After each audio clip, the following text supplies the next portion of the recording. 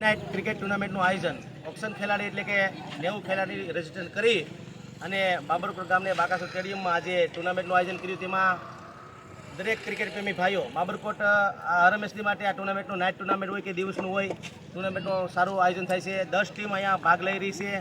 સરસ મજાનું ગણેશ સ્પોર્ટ પણ અહીંયા મેન ઓફ ધ મેચનું કિતાબ આપી રહ્યા છે। બાબરકોટના તમામ આગેવાનો સરપંચ સાહેબ અને તાલુકા પ્રમુખ અને તેમની પંચાયત ટીમ અને ગામના ક્રિકેટ યુવા ખેલાડીઓએ ઉત્સાહભરો આ રંગારંગ કાર્યક્રમ કર્યો અને આ ટુર્નામેન્ટમાં હર હંમેશની માટે બાબરકોટ બાકાસુર સ્ટેડિયમમાં ટુર્નામેન્ટનું આયોજન થઈ રહ્યું છે। ત્યારે બાબરકોટ ગામ સમક્ષ આ ટુર્નામેન્ટનું આયોજન થાય છે અને આવનારા દિવસોમાં નાઇટ ક્રિકેટ ટુર્નામેન્ટ ગૌશાળા દ્વારકાધીશ ગૌશાળા તરફથી આ ટુર્નામેન્ટનું આયોજન કરવાનું છે। તો દરેક ક્રિકેટ પ્રેમી ભાઈઓને આ ટુર્નામેન્ટમાં ભાગ લેવા ભાવભર્યું આમંત્રણ। જય દ્વારકાધીશ, જય માતાજી।